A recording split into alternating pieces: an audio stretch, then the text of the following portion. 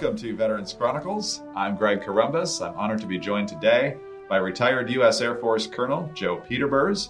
He's a veteran of World War II, Korea, and Vietnam, more than 36 years in uniform to our country. Sir, let's begin with where you were born and raised.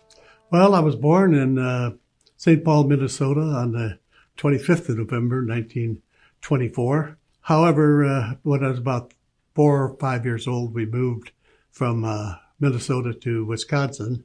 This is, of course, just prior to the Depression. Job opportunities were better there for my father, so we moved to Wisconsin. I grew up in suburb, West Allis, Wisconsin.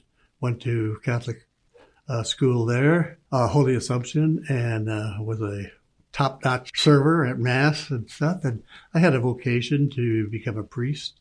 And after graduating from grade school, that we called it at that time, I went into the seminary, St. Ignatian's, Wisconsin, the Salvatorian Seminary, and started my long journey to become a priest. Well, 7th of December, 1941 happened. Right. I was coming back from, at the seminary, coming back from Sunday Mass, over to the gym to play some pool with my buddies. And the pool was in the basement, and there's a staircase going down, and a speaker right on top of the staircase, and about halfway down the stairs, the announcement came across saying, the Japanese had bombed Pearl Harbor, and we were going to war. And at that time, I knew I'd be leaving the seminary and joining the military.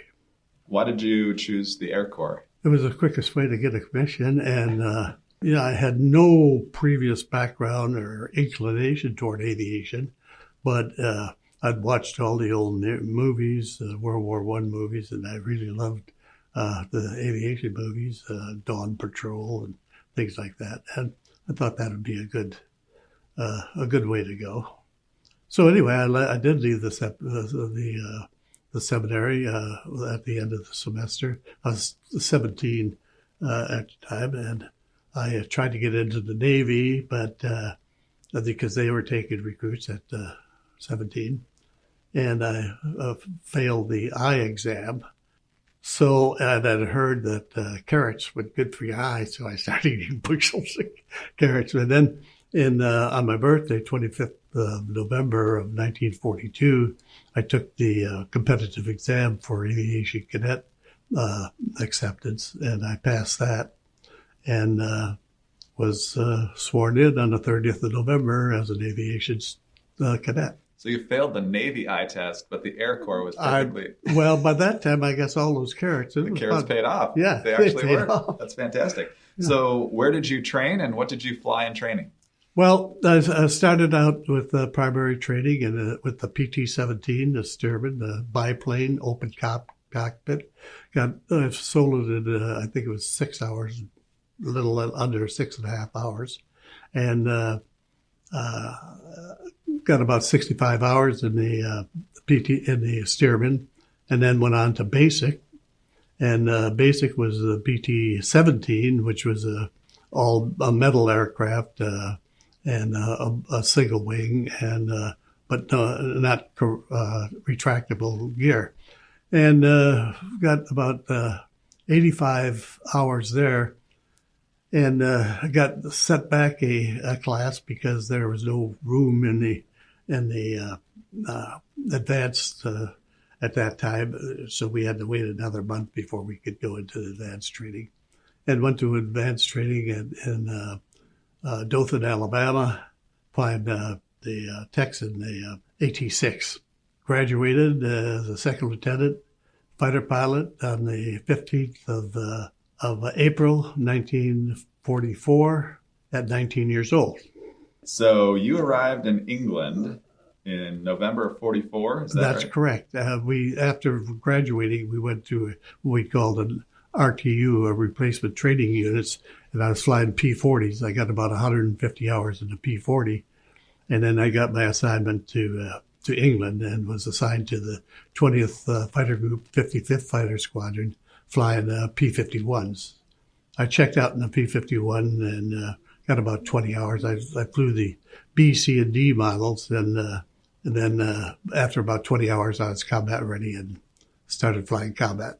I've heard from other pilots that the P-51 was their favorite plane compared to the ones that came before it. Oh, yes. Actually, the group that I went to had P-38s, and they had just converted to the P-51. And, of course, it was a little more difficult for the 38 pilots because they had no torque. They had the twin-engine counter-rotating props, and the 51 had a lot of torque, and it was a difficult aircraft to transition to if you had no prior. But the group that I went with, and there were 7 of us that had went training together, and we all arrived at the 20th at the same time. And from the P-40 to the P-51 was really no problem. When did you first enter combat?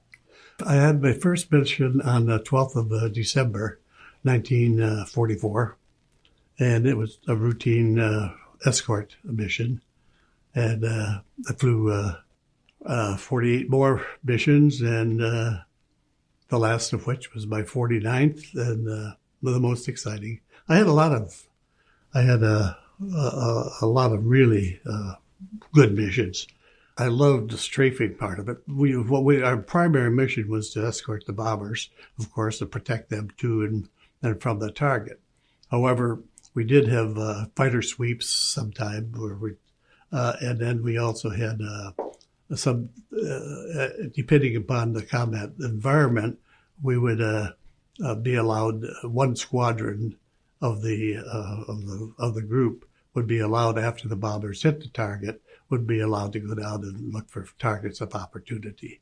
And that's what I loved, the strafing things. And I was nicknamed the strafing kid. So I like it. Did you see much resistance in the air from the Germans by that point? Yes, there were. I think it was the 14th of January. We had put up, the 8th Air Force had put up about a little over 2,000 B-7 bombers and 900 fighters for targets in central and eastern Germany. And this was my first encounter. And we were hit by some 300 plus 109s and 190s. And it was really bombers being shot down. The German tactic was that the 109s would come in and hit and run, hoping to draw the fighters chasing them, and drawing them away from the bomber protection. And then the 190s would be circling up, and after the 109s went through, the 190s would come down and chew up the bombers. So we had a lot of losses of B-17s that day. And, of course, there was engines and wings and parachutes in the air, and you had to worry about not hitting somebody. And then you had the other fighters coming in. And I had a head-on with a 109. It was coming at me, and I was basically chicken. And we were headed towards each other. And my flight leader, he was on the tail of the 109, but he couldn't fire because he may have hit me. So we passed about 50 feet. I passed about 50 feet under him. And as soon as I left, I got some hits on his wings, but nothing enough to destroy it. But after I'd passed under, my flight leader, he zapped him and got him. So that was my first encounter. But it did remind me of how brave the B-17 pilots were. I mean, they would just plow in there 150, 160 knots onto the target, flak all around. You hear the expression, the flak was so thick you could walk on it. Well, that was how it was. And they'd have their bombers, their buddies falling from the left and to the right, and they would be on to the target. Now, I thought then that they're the bravest of the brave. Very, very perilous job. Yes, right. And at one point even didn't have the fighter escorts. That's correct. That's when the 51 came into its the savior, basically. Absolutely. My longest mission was 7 hours and 20 minutes. Wow. And my longest combat day was 9 hours. We were crossing Remagen Bridge. I was doing fighters. I did 2 fighter sweeps missions that day over the bridge and protecting the forces. I'm Greg Corombos, honored to be joined today by retired U.S. Air Force Colonel Joe Peterburs. We were talking about his flying of P-51s and escorting bomber missions over Europe. And, sir, let's talk about April 10th, 1945. Okay. Your 49th and last mission. Right. Okay, I'd flown the 30th of March and the 1st, 2nd, 3rd, 4th, 5th, 6th, 7th, 8th, 9th, and my 49th mission, the 10th of April. The Air Force had put up, 8th Air Force had put up a force of about 1,500 bombers and again about 900 or so fighters, and they were bombing targets in the Magdeburg, Berlin, Potsdam, and Oranienburg areas. And as we approached the target, we rendezvoused near Magdeburg, and then the box of bombers that we were escorting were about 450 with about 90 fighters, and our group had the high cover, flying about 6,000 feet above the bombers, and our target was Oranienburg, which is just north of Berlin. And it was uneventful until we got over the target, and then just about the time the bombers were letting go their loads, we were hit by a swarm of ME-262s, and I visually latched onto a ME-262 turbojet fighters. I latched onto one, and he blew up a B-17. And I, of course, as soon as I saw him, I rolled over and started at him. And he pulled into another B-17 just about the time I was getting there, blew it up. And then I got onto his 6 and was able to get his left engine. I got some hits in his left engine. I saw a little smoke and a little flame. But he rolled over and started down to the deck. And I chased him. And, of course, I was losing my speed advantage because I had the speed advantage because of my altitude. I had 6,000 feet on him and throttles wide open and going down. Anyway, in fact, I almost hit compressibility, which would have been bad. But anyway, he went down and disappeared at about 3,000 feet. He disappeared into some clouds. 60 years later, I found out who this guy was, and it all came. But anyway, he told me that after he went into the clouds, he made a 90-degree turn, and then his engine started disintegrating, and he had to bail out. Anyway, of course, this is all unknown to me. So I've break off. I'm not going to follow him into the clouds. It's fruitless. So I pull off, and I look over, and I see an airfield just loaded with aircraft. Well, what does a 20-year-old do with a 2,000 horsepower engine and a 650 caliber machine gun? So I decided to start strafing, and I made 5 or 6 passes. I can't remember, but in the process, I destroyed at least 5 aircraft on the ground, and it started a hangar on fire. And of course, I'm by myself, so all the guns are at me. And I got a couple hits in the wing, which didn't affect the aircraft. So I come around for my last pass, and it's a ME-200, a Condor, big 4-engine part of Hitler's fleet, which, in fact, I found out later it was part of Hitler's fleet. And I came in on it, and I felt a thud as I was coming in. And I fired it, blew up, and I was pulling off, and I felt another thud. And then I started getting an oil stream across my windscreen, got up to about 10,000 feet. I was able to, by manipulating the throttles and mixtures, the technical stuff, that I was able to keep it sort of flying.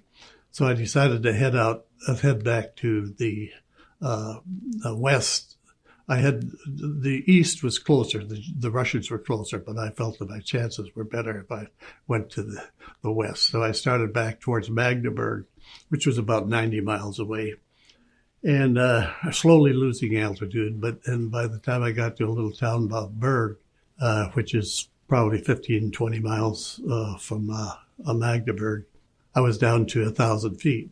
I decided, I'm going to have to bail out. So I unstrapped my stuff, and just as I'm unstrapping my stuff, I look off to my 3 o'clock position. There's a 190 coming in at me, so I been able to turn my aircraft. By this time, my aircraft is starting to burn.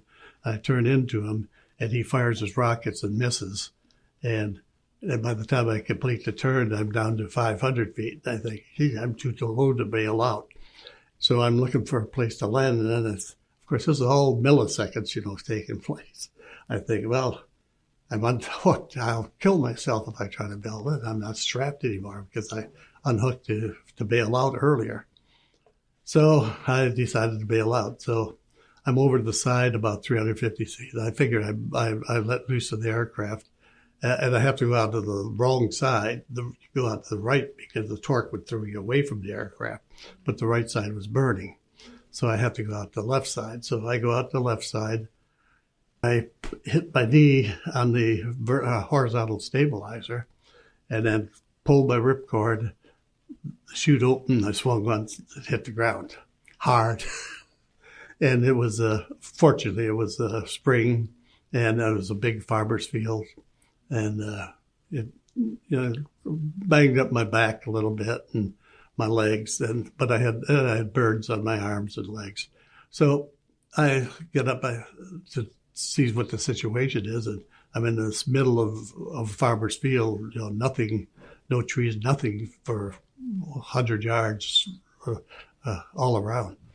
And I also see about 10, 15 farmers come rushing at me with their, and about the time they are just probably 20 yards away, a motorcycle comes tearing up behind me, and a Luftwaffe sergeant, the German Air Force sergeant, who's stationed in the area, got off his motorcycle, took out his Luger, fired a couple of shots in the air, and held the crowd off.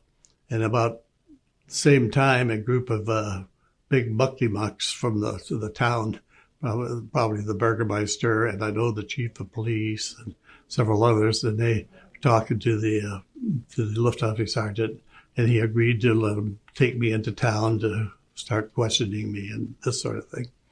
And so that's what we went into town, went into probably the local city hall building, and started questioning me.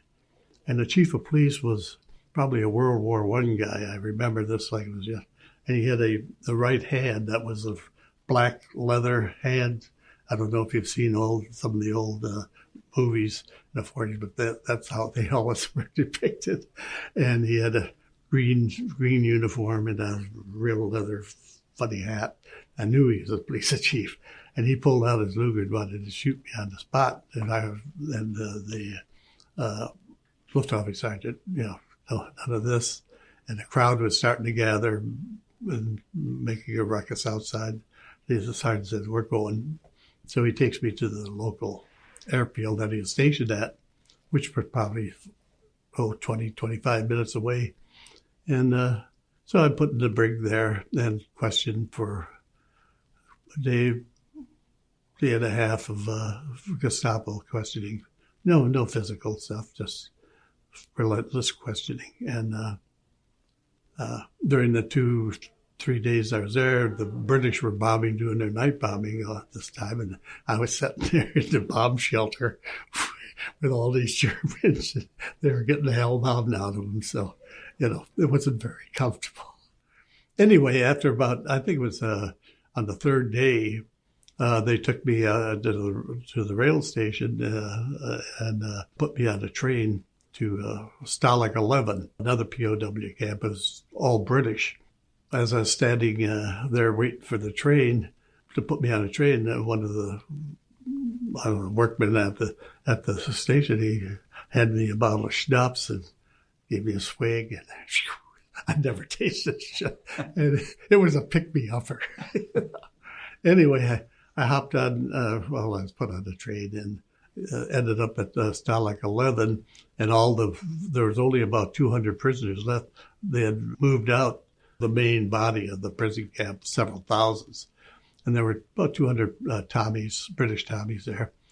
And then I spent the night. The next morning, we started a forced march towards Berlin. And it was about 5 days, 4 or 5 days on the march. And it was just pandemonium, It was thousands of people going east and thousands of people going west. The roads were clogged, motorcycles, German, military up and down, trying to get some kind of sense out of the pandemonium. Vehicles, German army vehicles stopped and stalled and this sort of stuff. And in addition, we were being strafed every day by my buddies out there. They didn't know, of course, that we were POWs in the group. But anyway, we ended up at Luckenwalde, Stalag 3, which is mostly Russian POWs. And Luckenwalde is just outside of Berlin. So I'm there for probably 3-4 days, and I decided to escape. And by escape, I mean minimal security at the prison. Basically, just had to go under the fence. And so I did that and went down, started down a road, and probably 5 miles down the road, I heard this rumbling, and I hide in the ditch and look up, and there's a Russian tank in it. And so I jump out and I wave him down, and the little I could communicate with him. And fortunately, the guy that was the lieutenant that was in charge of the column could speak a little English, and I basically told him I American pilot. And he said, "Yeah, come on." And he gave me a rifle and said, "Hop on." And I hopped on the tank, and then we started towards Wittenberg. We fought the Battle of Jüterbog. I went on several patrols with the Russians at Jüterbog. And then, what's it like fighting for another country's army, even though that you're on the same side of the war? Right. But it's got to be a little bit weird. Well, it was more than weird because these guys were wild. There's one instance, we went into a large housing complex, and it was really, really nice, The sergeant that was leading the patrol, we get into this room, and it's furnished real nice. And he tells us all to get out. We get out, and he stands in the middle of the room with his burp gun and just stands in a circle, laughing like hell, just shooting the thing up like, why? I better watch myself here. I didn't say anything. Not how the Americans would do it. Yeah.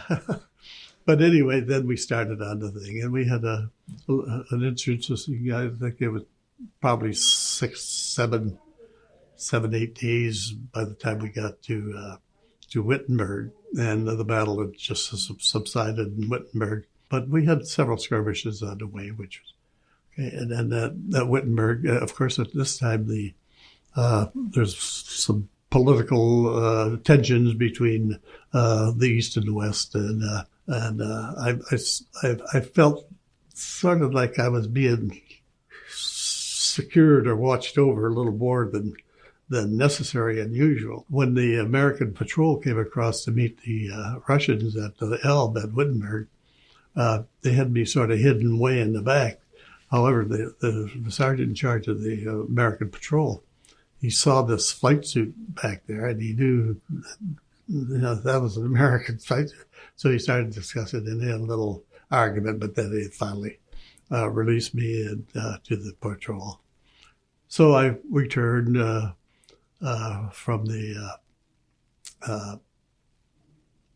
with the group, the patrol, the American patrol, and they were stationed at Halle, and Halle used to be a major Luftwaffe base. And then from there, I went out on several patrols with the army, and just rounding up munitions. We go to a town and have them all piled all there in the town square, and I picked up some really nice souvenirs. And And then back, and I was probably there for 3 days with the Army, and I got ticked off because they were getting me drunk and winning all my souvenirs. Anyway, I'm 20 years old now. Still 20. And I decided, well, I don't know, I'm going to try something else. So I said, sayonara, and take off and walk probably 6-7 miles and see the C-47 in a field, and a bunch of guys dressed in striped suits, the striped prisoner suits, and I walk over to the two lieutenants were flying the C-47 and said, "Where are you going?" He said, "Well, we're returning these political prisoners to Paris." And I said, "Oh, Paris, that sounds good." So big mistake. I said, "Can I have a ride?" Yeah. And so we get to Paris, and I immediately get stamped and loused and all that sort of stuff, and I'm back under control. So my days wandering were over. And so I go through a bunch of processing and this sort of stuff, and end up on a convoy back to the U.S., and I land in New York on the 1st of June, back to Fort Sheridan on the about the 6th of June, and then home to marry my lovely fiance, Josephine, who I'd named my aircraft after. So we make all the preparations, but I had to get my mom's permission to get married because I hadn't turned 21 yet. But you did. Yes. And so you are married. And one of the things I want to get to is what happened to you in Korea. But I want to skip ahead by about 60 years, because you mentioned that you eventually found out who the pilot of the ME-262 was. Mm-hmm. So explain what it was like to meet that person so many years later. Well, the background was that there was a 13-year-old boy at Berg hiding in the ditch watching all the air battles like you would expect. And he saw all the action at Berg. Where I bailed out the 190 attacking me and this sort of stuff. Of course, Berg is in East Germany, and they weren't able to do anything, of course, until research or interaction with the West until reunification of Germany. And then when that happened, then there were a lot of they were trying to catch up. Of course, a lot of TV programs were doing about recovering aircraft that were lost during World War II. And so Werner, his name was Werner Dietrich, he went to the TV and said, "Hey, I know exactly where," he told him the story, where this aircraft. So he got the TV did a special, and they got their big old backhoes and their big metal detectors and stuff, and they found it. And they excavated my aircraft, Josephine. And for 18 months, Werner was trying to locate the pilot. I got a letter from him saying, he says, "Was that you?" He said, wrote back. And of course, he didn't have a computer, so it was all snail mail. So I wrote back, I said, "Yeah, everything's, I'm sure that was my aircraft." So then I get a call that the TV station wanted to do a follow-up of the excavation, and wanted me to come to Germany. My wife had a stroke, and I was a sole caregiver, and I said, "No, I can't leave it." So the whole crew packed up with Werner, and they came over to Colorado Springs, where they did the follow-up. During the follow-up, talking to Werner, all he knew was he saw me bail out at Berg. He didn't know where the action. And then I tell him the story about the 262 and this sort of thing, and he said, "I'm going to go when I go back. I'm going to find that 262 pilot." About 2 months later, I got a letter from him saying, "Eureka! I found him. It's Walter Schuck, top German ace with 206 confirmed victories, 198 of them in the 109 and 8 of them in the ME-262. And I said, yeah, okay. And he says, "Yeah, everything seems to jive." And I said, "Well, I'll give it a 50%, the fog war and all that." I said, "I'll give a 50% chance." So I took it with a grain of salt. And then a couple of years later, I get an email from this Swedish researcher and author, Christer Bergstrom. And he's in the process of writing Walter Shook's biography. And he said, I understand that you, after the war, you wrote down a narration of that last mission. I said, yeah. He said, would you mind sending it to me? I said, okay. I sent it to him.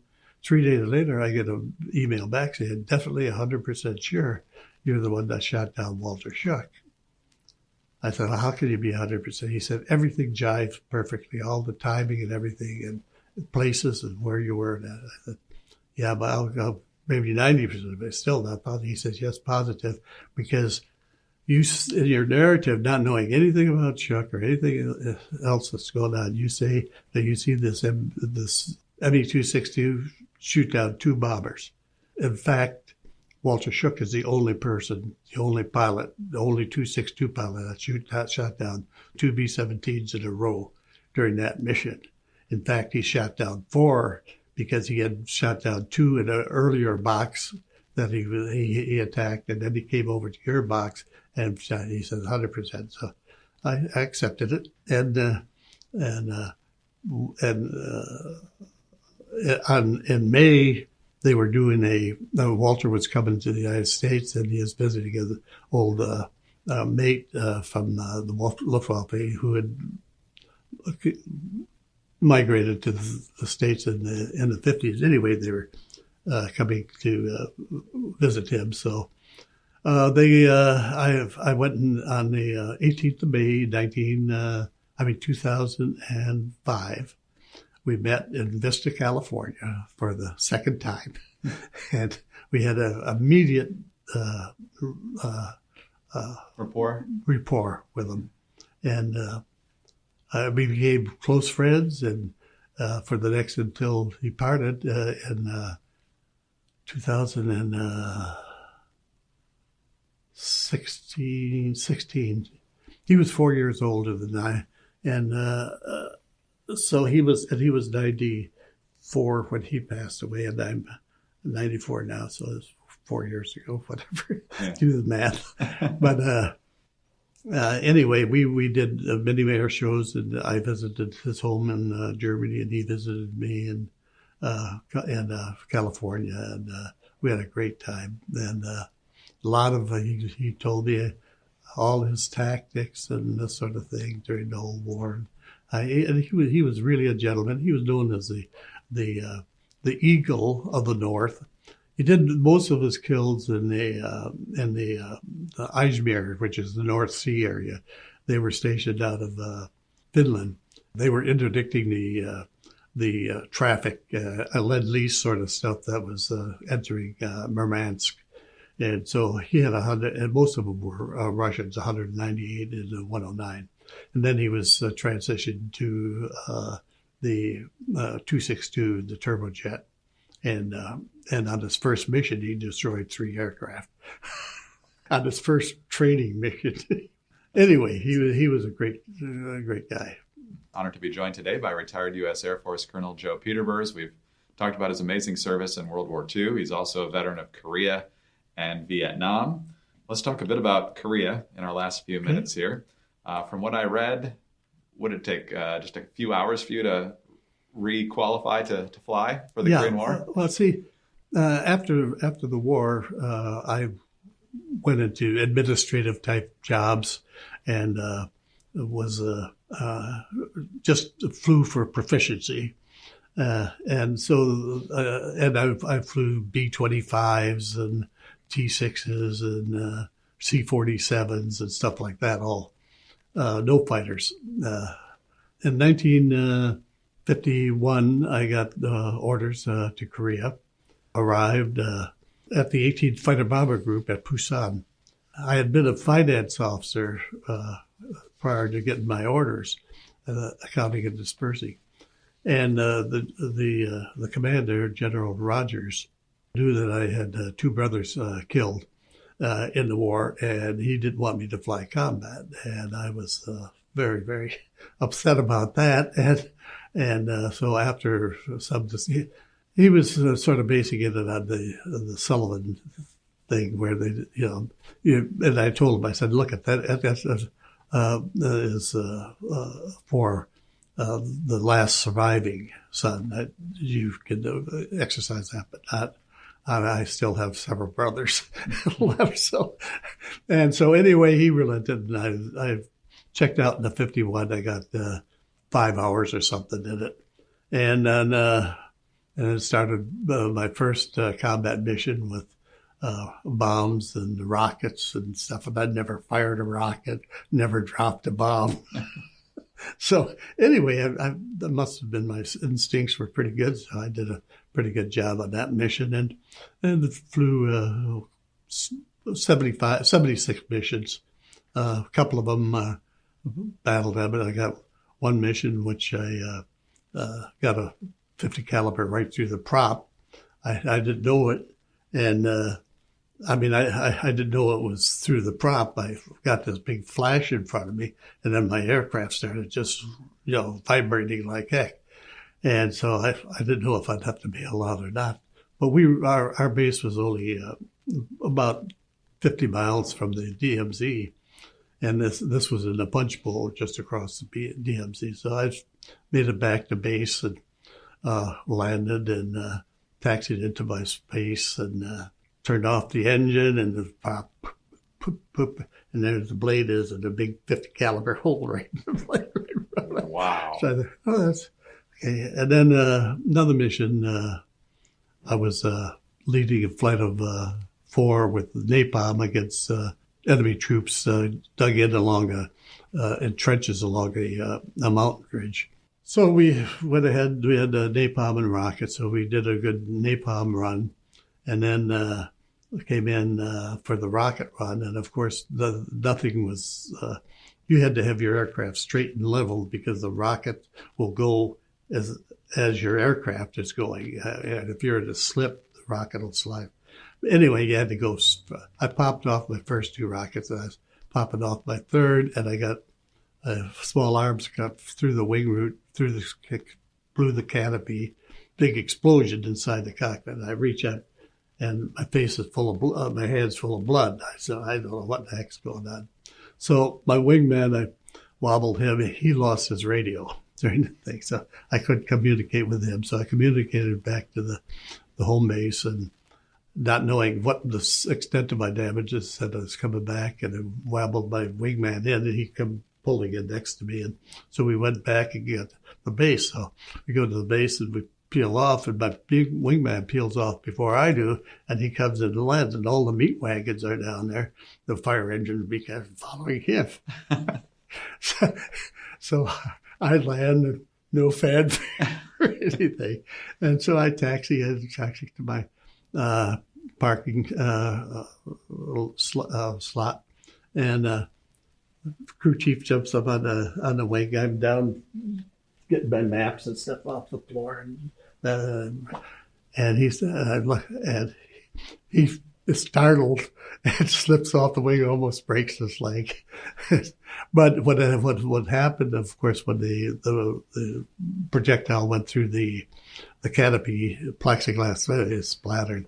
So my face was just full of plexiglass, and so I had several hours with the flight surgeon picking that out of my face, and then I flew, I think, 2 days later, so I was back flying again. So that was Korea. We could talk about Vietnam if we had the time. Joe, it's been an honor to meet you, sir. You were telling us before we started, 36 and a half years of service in uniform to our country. Thank you very much for your service. It was my pleasure to serve and do it all over again. Excellent. Thank you. We're grateful for your service. United States Air Force Colonel, retired, Joe Peterburs. This is Veterans Chronicles.